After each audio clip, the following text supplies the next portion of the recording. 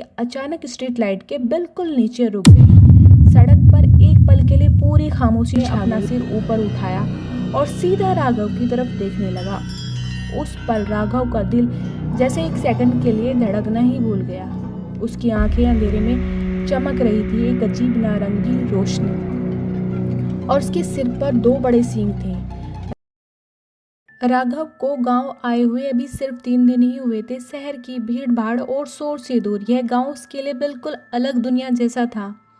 यह घर उसके दादाजी का पुराना घर था, जो गांव के बिल्कुल किनारे पर बना हुआ था। बाकी घरों से दूर खेतों के बीच एक पतली सी सड़क के पास बना हुआ था।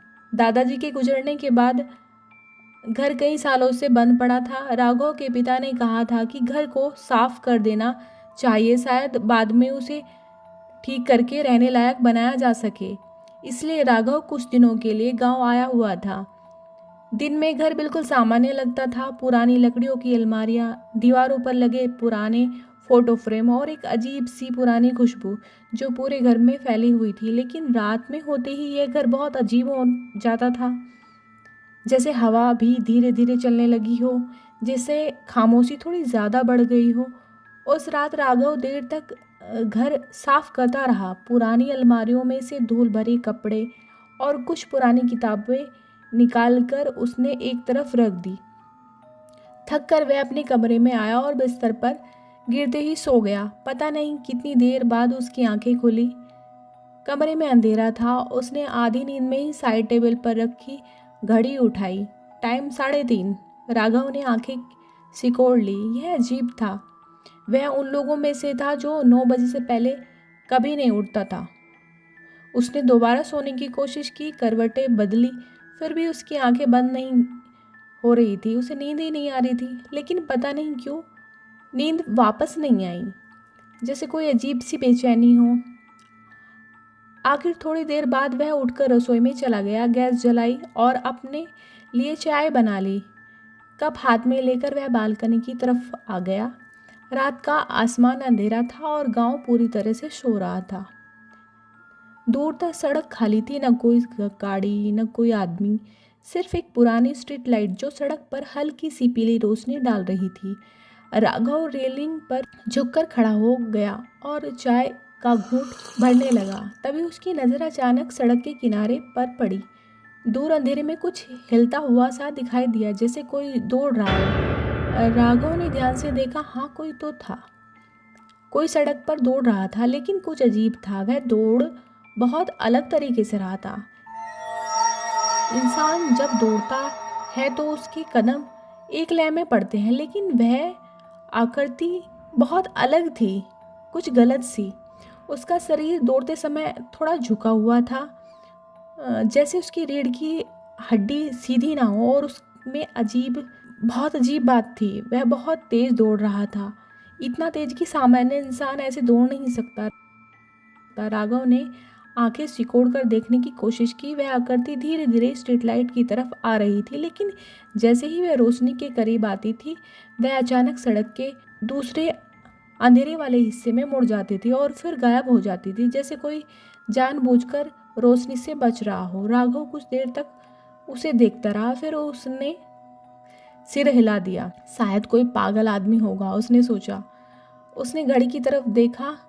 अभी 3:40 हो चुके थे। वह अंदर चला गया और फिर से सोने की कोशिश करने लगा। इस बार थोड़ी देर में उसे नींद आ गई।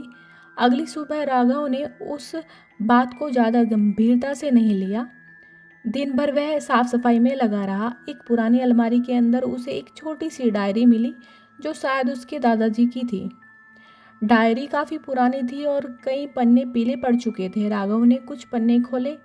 ज़्यादातर पन्नों पर अजीब सी बातें लिखी थी, लेकिन एक पन्ने पर एक लाइन लिखी थी जो थोड़ी अजीब लगी। 3:30 बजे के बाद सड़क की तरफ मत देखना। राघव हल्की सी हंसी हंसने लगा। दादाजी भी ना, कितनी अजीब बातें लिखते हैं, उसने सोचा। उसने डायरी बंद की। रात फिर आ गई। राघव ने खाना खाया और थोड़ी देर बाद वह सो गया, जैसे किसी ने उसे हिलाकर जगा दिया हो। उसकी आंख फिर से खुल गई। उसने तुरंत घड़ी देखी। 3:30 बजे हुए थे। इस बार राघव को थोड़ा अजीब लगा। 2 रात लगातार एक ही समय पर उठना थोड़ा अजीब था। वह बिस्तर पर बैठ गया। उसे कल रात वाली बात याद आई। बालकनी, सड़क, वहीं दौड़ती हुई आकृति। थोड़ा जिज्ञासा हुई। वह उठकर बालकनी में आ गया। सड़क फिर खाली थी। रात बिल्कुल वैसी ही खामोश थी। राघव कुछ सेकंड तक खड़ा रहा। फिर दूर अंधेरे में फिर वही हलचल दिखाई दी। कोई फिर से दौड़ रहा था। इस बार राघव का ध्यान और भी तेज हो गया।